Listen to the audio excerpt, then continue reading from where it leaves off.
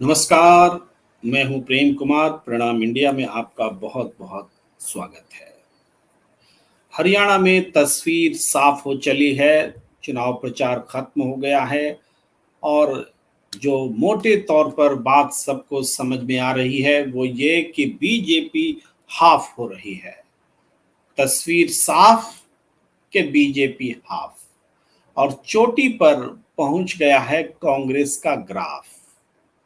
आज आप हरियाणा में किसी से भी बात कर सकते हैं, जायजा ले सकते हैं, जो हरियाणा की सियासत को समझते हैं उनसे रपट ले सकते हैं। एक बात जो स्पष्ट रूप से कही जा रही है कि कांग्रेस सत्ता में आ रही है, बीजेपी सत्ता से जा रही है। ये चुनाव से ठीक 2 दिन पहले की स्थिति है। अब ये तस्वीर कैसी होगी? कांग्रेस सत्ता में आ रही है तो कितनी बड़ी धमक के साथ आ रही है, बीजेपी जा रही है तो कितनी दुर्गति होकर जा रही है, ये एक जरूर बात आकलन का होता है। लेकिन ऐसा हो रहा है तो क्यों हो रहा है? ऐसी कौन कौन सी बानगी दिखी है जिससे ये पता चलता है कि हरियाणा की तस्वीर ऐसी है? इस पर चर्चा करना थोड़ा जरूरी और फिर हम आंकड़ों पर भी आएंगे कि ये आंकड़े कैसे बन रहे हैं। इस बार कांग्रेस ने जो पूरा इलेक्शन कैंपेन रचा उसका जवाब बीजेपी दे नहीं सकी, देती नहीं दिखी। देने की कोशिश तो की ही, लेकिन वो जनता के जहन में बात बैठा नहीं सके। पहलवान, जवान, किसान, पहलवान, जवान और किसान, इसके इर्द गिर्द कांग्रेस ने अपनी चुनाव कैंपेन का ताना बाना बुना और स्थिति ऐसी थी कि एंटी इनकम्बेंसी इतनी ज्यादा थी कि कांग्रेस अगर कुछ लोक लुभावन घोषणाएं लेकर नहीं भी आती तब भी जनता कांग्रेस के साथ खड़ी दिखी। लेकिन कांग्रेस ने 2 तरह से चुनाव कैंपेन को आगे बढ़ाया। एक था कि बीजेपी की सरकार को फेल्योर बताना, डबल इंजन की सरकार को जनता के लिए अभिशाप बताना, मोदी की सरकार को अंबानी अडानियों की सरकार बताना, अमीरों के लिए काम करती है, गरीबों के लिए नहीं करती है, ये तस्वीर। दूसरी तरफ कांग्रेस ने एक और बात की कि वो घोषणाएं करती रही कि तुम अडानी को दोगे तो हम गरीबों को देंगे। इस नारे के साथ उन्होंने गैस सिलेंडर सस्ता देने का वादा किया। आपको अग्निवीर जैसी घोषणा जो अमल में आ चुकी है उसको रद्द करने की बात की। किसानों को एमएसपी की गारंटी देने की बात की और इसके साथ साथ बेरोजगारों को नकद रकम देने की बात की, दिव्यांगों को देने की बात की, बुजुर्गों को देने की बात की, महिलाओं को देने की बात की। तो इसका जोर शोर से प्रचार हुआ। ऐसा भी नहीं है कि बीजेपी ने ऐसी बात नहीं की। कुछ एक बातों को छोड़कर जैसे एमएसपी उन्होंने भी वादे किए, लेकिन बीजेपी के साथ में ये बात रही कि आप तो 10 साल से सत्ता में थे, तो आपने उन वादों को अब तक पूरा क्यों नहीं किया जो आप आगे के लिए वादा करना चाहते हैं। तो बीजेपी की काठ की हांडी चढ़ती नहीं दिखी और कांग्रेस की जो है हांडी चढ़ती दिखी। कांग्रेस ने अपनी बात कहने के लिए कांग्रेस के ट्रम्प कार्ड राहुल गांधी साबित हुए, प्रियंका गांधी को भी इन्वॉल्व किया और आखिरी जो 4 दिन का समय था, इस 4 दिन में पूरे वातावरण को कांग्रेसमय बना दिया और इस कदर बना दिया कि यकीन नहीं मानेंगे, अमित शाह तो 3 दिन पहले चुनाव मैदान छोड़कर चले गए और नरेंद्र मोदी 2 दिन पहले मैदान छोड़कर चले गए। झारखंड में प्रचार करते दिखे नरेंद्र मोदी। जब हरियाणा में चुनाव प्रचार अपने पीक पर है, चुनाव प्रचार 3 अक्टूबर को खत्म हो रहा है, तो 2 अक्टूबर को झारखंड में चुनाव प्रचार करने का क्या तुक है? लेकिन तुक यही था कि उनका कॉन्फिडेंस खत्म हो चुका था, उनकी बातें जनता नहीं सुन रही थी और अब उनको हरियाणा में एनर्जी लगाना व्यर्थ लग रहा था। तो ये सिम्टम्स हैं, बड़े सिम्टम्स हैं जो हरियाणा के चुनाव की कहानी बयां करते हैं। बीजेपी ने अपने चुनाव को संवारने के लिए, फिर से तीसरी बार सत्ता में आने के लिए प्रयास किए। मनोहर लाल खट्टर को पहले ही मुख्यमंत्री से हटा दिया, नायब सिंह सैनी को लेकर आए और फिर भी एंटी इनकम्बेंसी थमी नहीं, खत्म नहीं हुई। उसके बाद कुछ और सिम्टम्स जो नजर आते हैं, जो बताते हैं कि कांग्रेस आ रही है और बीजेपी जा रही है। उसमें देखा जाए तो टिकट के बंटवारे के समय से लेकर जब तक चुनाव प्रचार खत्म नहीं हो गया, जिस दिन टिकट बंटवारा हो रहा था उस समय भी बीजेपी से नेता कांग्रेस की तरफ आ रहे थे, बड़ी संख्या में आ रहे थे। और जिस दिन चुनाव प्रचार खत्म हुआ तो आखिरी सभा में, आखिरी मोमेंट में अशोक तंवर, पूर्व सांसद, भारतीय जनता पार्टी, जो कि पहले कांग्रेस के प्रदेश अध्यक्ष भी थे, उनकी वापसी हो गई कांग्रेस में। तो ये भी एक सिम्टम्स था कि बीजेपी से कांग्रेस की तरफ नेताओं की रवानगी हो रही थी, बहुत बड़ा सिम्टम्स था। महिला पहलवान विनेश फोगाट कांग्रेस में शामिल हुई, कांग्रेस की तरफ से उम्मीदवार बनी। बजरंग पुनिया कांग्रेस में आए। खिलाड़ियों का एक कुनबा कांग्रेस के साथ दिखा। और आप जानते हैं कि हरियाणा में खिलाड़ियों का, पहलवानों का कितना आदर होता है, कितना सम्मान होता है और इनके कांग्रेस में आने से कांग्रेस को मजबूती मिली। कांग्रेस खेमेबाजी में मानी जाती थी, फंसी हुई, लेकिन राहुल गांधी ने कुमारी शैलजा और भूपेंद्र हुड्डा को मंच पर एक साथ हाथ मिलवाकर इस चीज को भी खत्म कर दिया। कुमारी शैलजा का भी बड़ा योगदान है कि उन्होंने बीजेपी के उस निमंत्रण को ठुकराया जिसमें उन्हें बीजेपी में शामिल होने के लिए मनोहर लाल खट्टर ने कहा था, और मजबूत तरीके से ठुकराया कि हमारी रगों में कांग्रेस का खून बहता है। तिरंगे में लिपटकर मेरे पिता विदा हुए थे और मैं भी तिरंगे में लिपट करके ही, कांग्रेस के तिरंगे में लिपट करके ही विदा होना चाहूंगी। तो एक मनोहर लाल खट्टर जैसे व्यक्ति को एक करारा जवाब दिया कुमारी शैलजा ने। ये चीजें हम याद आपको इसलिए दिला रहे हैं कि इससे पता चलता है कि हरियाणा की चुनावी दशा और दिशा क्या रही। तभी हम आकलन भी कर पाते हैं कि क्या हो रहा है, क्या होने वाला है। राहुल गांधी ने मोटे तौर पर जो मुद्दे रखे, जिसने दिल को छुआ, उसमें डंकी रूट सबसे बड़ा मुद्दा था, जिसमें कि बेरोजगारी को बताया गया, दर्शाया गया।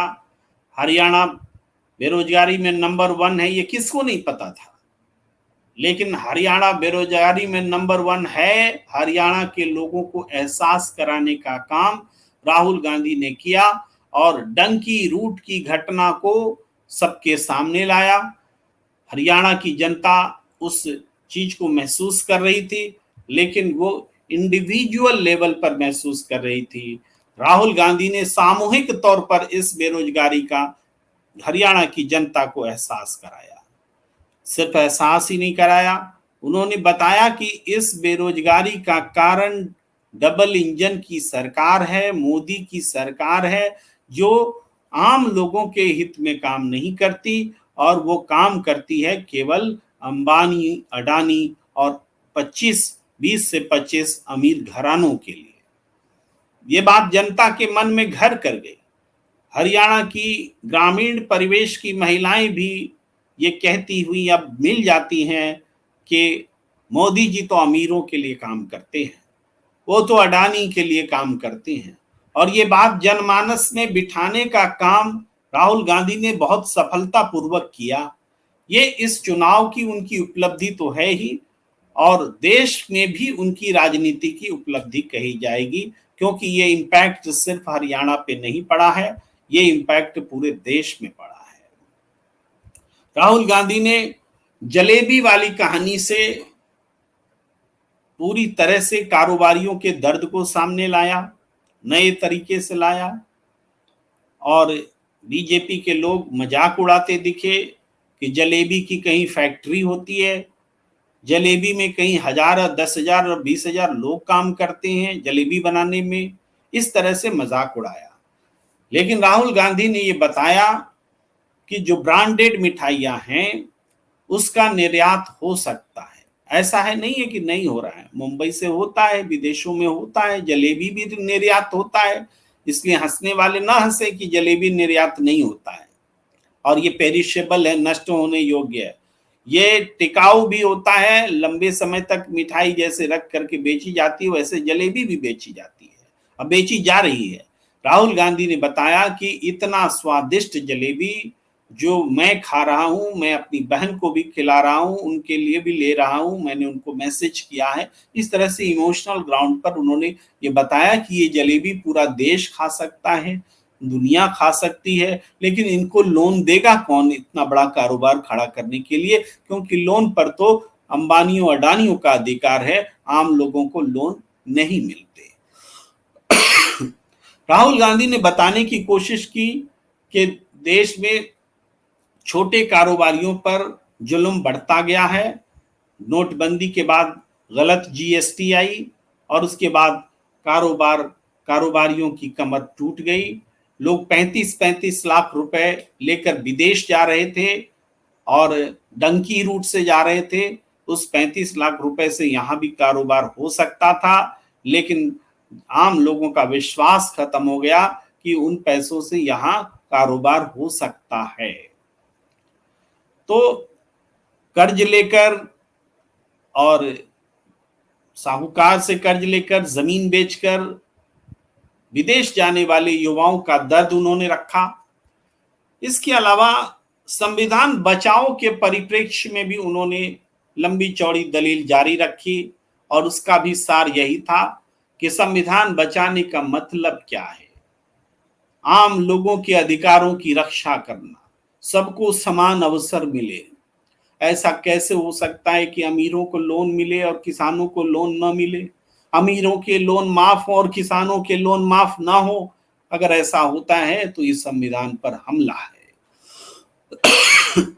इन सब बातों का जवाब बीजेपी दे नहीं पा रही थी। देने की जब जब कोशिश की, वो बात लोगों को समझ में नहीं आई। राहुल गांधी ने अग्निवीर को भी इस बात से जोड़ा कि ये भी सरकार की उस नीति का नतीजा है जिसमें अमीरों को फायदे पहुंचाना और आम लोगों को नुकसान शामिल है। सेना में 4 साल की भर्ती करा करके, 3 को नौकरी से निकाल करके जो पैसे की बचत सरकार रक्षा मद में कर रही थी, उस पैसे से अडानी को हथियार खरीदने के लिए बजट उपलब्ध कराए गए।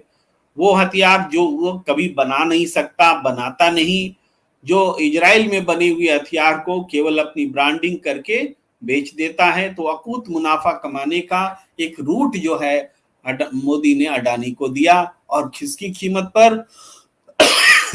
आम नौजवानों की कीमत पर, जो अग्निवीर बन करके सेना में भेजे जाने को मजबूर हुआ।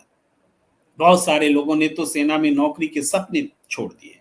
इन बातों ने हरियाणा के लोगों के मन को झकझोरा और उनको विश्वास दिलाया। राहुल गांधी ने जनता को विश्वास हुआ। हालांकि अग्निवीर पर सफाई देने के लिए बाध्य हुए अमित शाह। उन्होंने कहा कि अग्निवीर से जो निकलेंगे नौजवान, उनको हम ऐसी नौकरी देंगे, पक्की नौकरी देंगे जिसमें पेंशन भी मिलेगा। लेकिन इन वायदों पर किसी को कोई असर नहीं हुआ। सबका यही मानना था कि ये अग्निवीर फिर लाए ही क्यों, और पेंशन देने वाली नौकरी अगर गारंटी ही होती तो हम सब विरोध ही क्यों करते। आज राहुल गांधी ये मुद्दा उठा रहे हैं तो अमित शाह ऐसा जवाब दे रहे हैं, वरना इस सरकार ने पहले तो ऐसा कभी नहीं सोचा कि अग्निवीर से जो रिटायर होंगे उनको पेंशन वाली नौकरी देंगे। ये बातें हुई, यानी एक काउंटर जो बीजेपी की तरफ से हो रहा था वो भी खारिज कर दिया जनता ने। एमएसपी को राहुल गांधी ने मुद्दा बनाया तो एमएसपी की गारंटी देने की बात की किसानों को। इसका जवाब लेकर बीजेपी आई कि हम 24 फसलों पर एमएसपी दे रहे हैं, इससे पहले इतनी फसलों पर कभी एमएसपी नहीं दी गई, कांग्रेस के राज में भी नहीं दी गई। इस तरह से एक समझाने की कोशिश की, लेकिन जनता को जब कांग्रेस ने ये बताया कि हरियाणा में 24 फसल होते ही नहीं है कि जिस पर ये एमएसपी दें, ये सफेद झूठ बोल रहे हैं, तो आम लोगों ने एक बार फिर बीजेपी को ही गलत माना है और कांग्रेस की बात को सही माना है। ये इससे चुनावी फिजा जो है बदलती हुई दिखी।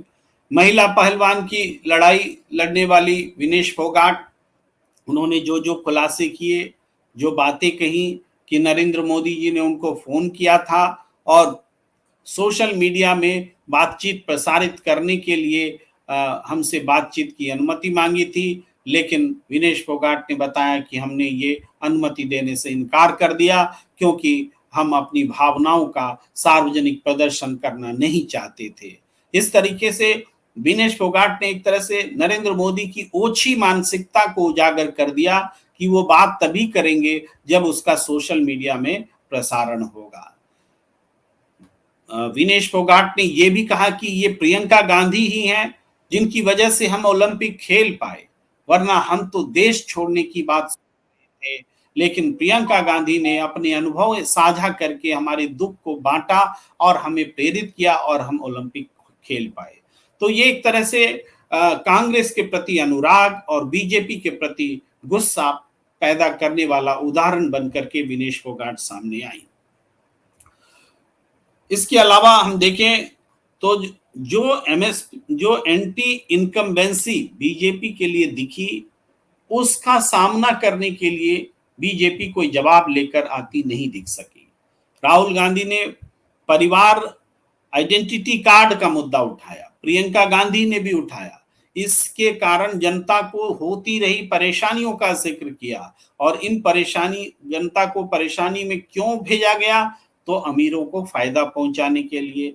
अब इसका जवाब बीजेपी दे नहीं सकी कि परिवार कल्याण पत्र से आम लोगों को क्यों परेशान किया गया, क्यों परेशान होना पड़ रहा है। इसके अलावा धान की खरीद रोक दी गई है, इसको भी कांग्रेस ने मुद्दा बनाया कि जैसे ही कांग्रेस की सरकार बनेगी आते ही हम धान की खरीदी शुरू कर देंगे। तो किसानों को साधने का काम, महिलाओं को साधने का काम, नौजवानों को साधने का काम और समाज के हर तबके को जोड़ने का काम, ये भरोसा कांग्रेस ने दिलाया।